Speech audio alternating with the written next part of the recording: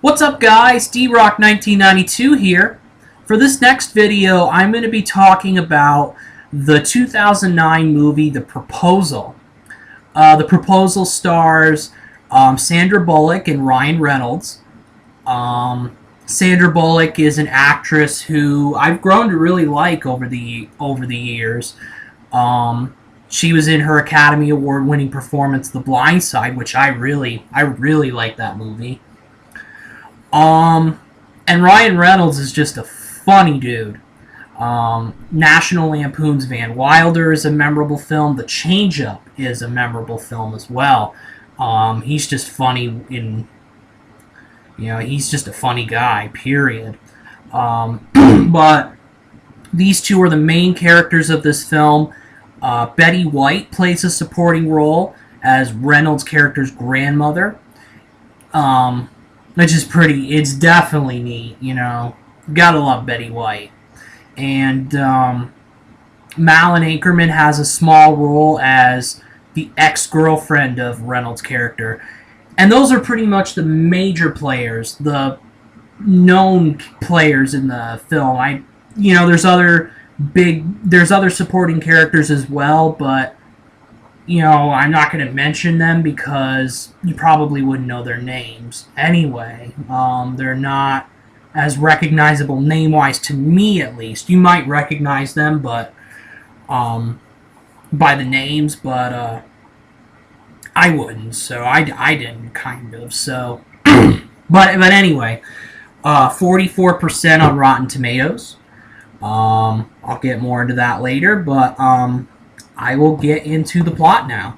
So, The Proposal is about this woman, this high-powered senior publisher of this big publishing company, who is played by Sandra Bullock, and her assistant, editor's assistant, who is played by Ryan Reynolds. The editor's assistant Ryan Reynolds' character is an editor's assistant. He should be assisting the editor, the main editor, in editing the book and editing books and all that. But he is mainly her lackey, getting her coffee. Basically her slave, pretty much, at the publishing company. It's pretty much a dead-end job for Reynolds' character. He's not really getting anywhere. He has an idea for his own manuscript, an idea for a book, but Sandra Bullock's character says no to it. She doesn't want to do anything like that. And she's basically maybe this is strong, maybe these are strong words, but she portrays a cold-hearted bitch, pretty much, in the movie, Bullock's character. But the big part of this is that Sandra Bullock's character gets called into her boss's office one day, and lo and behold, she finds out that her visa has expired, because she's a Canadian. Her visa expired, and she faces deportation to Canada unless she can find someone to marry. She finds Ryan Reynolds' character. At first, he is like, no way, I'm not doing it. I'm not going to marry you. And it basically is going to be a sham wedding. But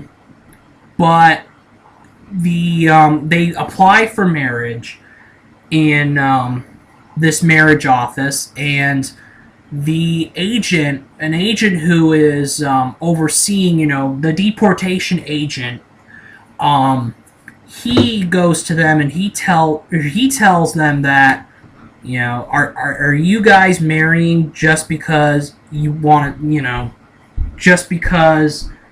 keep her in the country? And I guess that's illegal to do, definitely, according to law. So he doesn't believe their story about getting married for real. He thinks that they're marrying just because She wants to stay in the United States. He says he's going to watch them. He's going to give them a performance review. If they don't answer any of the questions right, Bullock's character would face deportation, would get deported, and Reynolds' character would face a $250,000 fine and up to 5 years in prison. So it's very understandable that Reynolds' character does not want to do it at first. And he says that at first, and Bullock's character convinces him to do it by promising to edit his book, to take a look at the manuscript and get it approved. Reynolds' character says, yes, let's do, he says, let's do it. So they kind of blackmail each other into this marriage. Bullock's character blackmails Reynolds' character into marrying him. And then the book would be published, and Bullock's character threatens to fire Reynolds' character unless he marries her, and Reynolds' character threatens to, tells Bullock, you have to edit my book, or you have to approve my book and my book idea, and he also says, let's go visit my family to tell them about the marriage that we're doing. And they do this. They go to Alaska, and they go to Alaska to meet up with the family. They meet up with the mother, Reynolds' character's mother, and his grandmother, who is played by Betty White. So they meet up with everybody. They meet up with the family, all the while keeping it secret that they are getting married, because of a sham, basically. And at first, the whole reunion type... Actually, first off, Bullock's character discovers she didn't think much of Reynolds' character until she saw every single business, like, in that town of Alaska, every single business there was owned by the family of Reynolds' character. So Reynolds is a rich man. And so she discovers that. At first, everything does not go well for Reynolds and Bullock. They're forced to pretend about the whole situation. They don't like each other. They are exposed to that whole situation.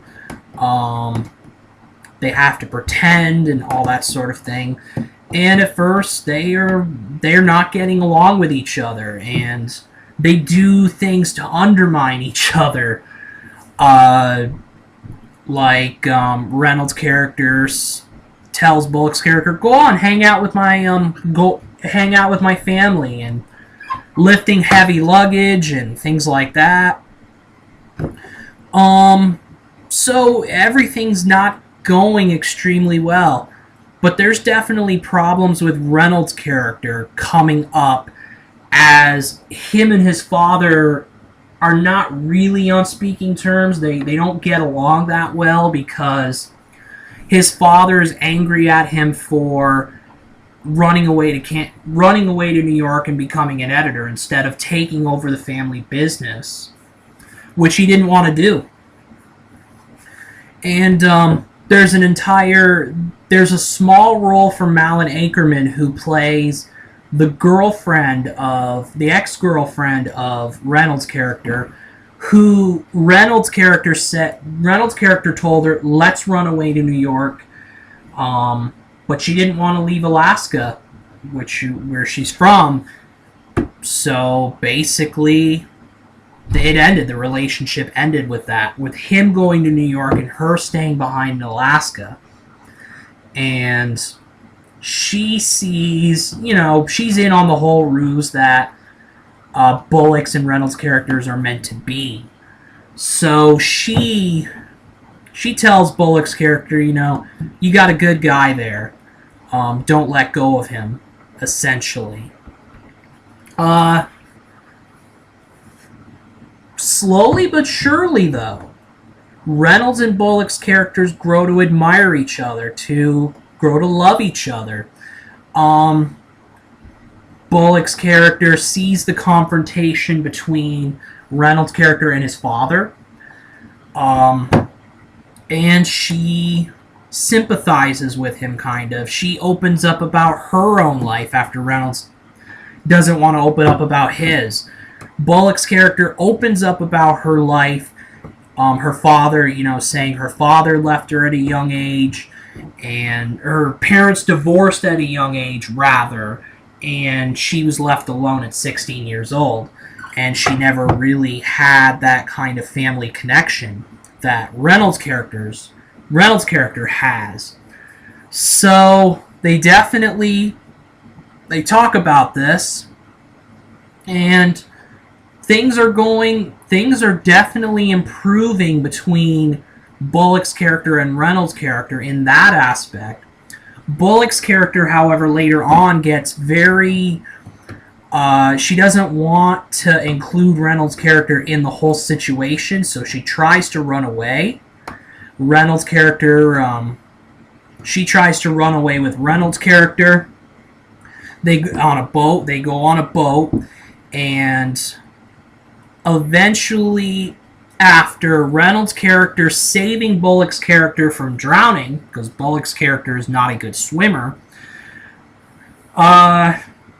they go back, and they decide to, I think they decide to come clean about the whole situation, but they're too late on that because the deportation agent comes to Alaska, invited by Reynolds' character's father. They discover about the whole. They find out about the whole situation with the visa and all that sort of thing. But Reynolds adamantly says he's getting married to Bullock's character. He doesn't want to admit that the whole marriage situation is a sham. So he basically, in the next day, they have their wedding. They go up in front of the minister, who actually, it's kind of funny, the minister himself is...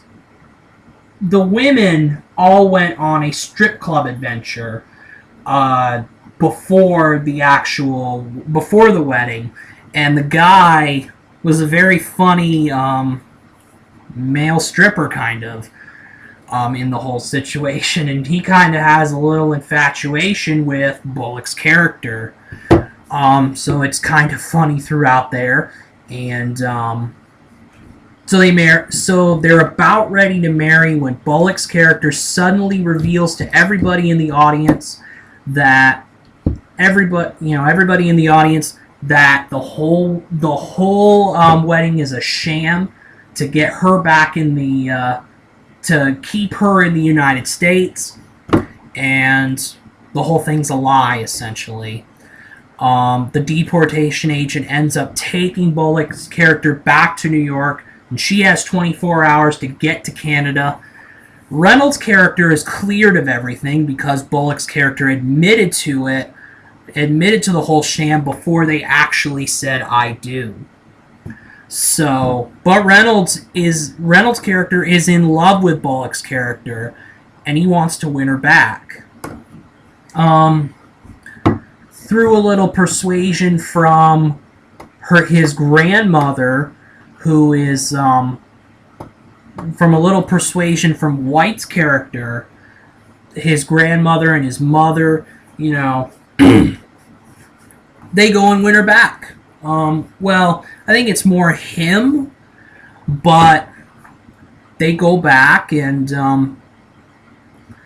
what happens after that is that the father, Reynolds' character's father, and him, they fight, and Betty White's character fakes a heart attack in order to get them to reconcile with each other.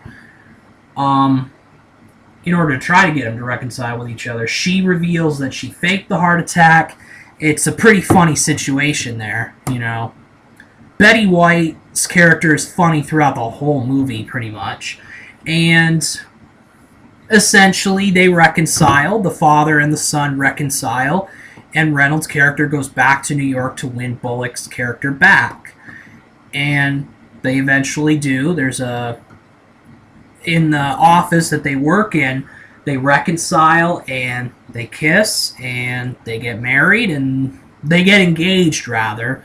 And that's the movie, basically. And there are end credits where the deportation agent asks the couple and Betty White's character, Reynolds' father and mother, and the male escort some questions about the marriage and some questions that don't necessarily fit with the whole situation, that don't necessarily go with the whole marriage thing.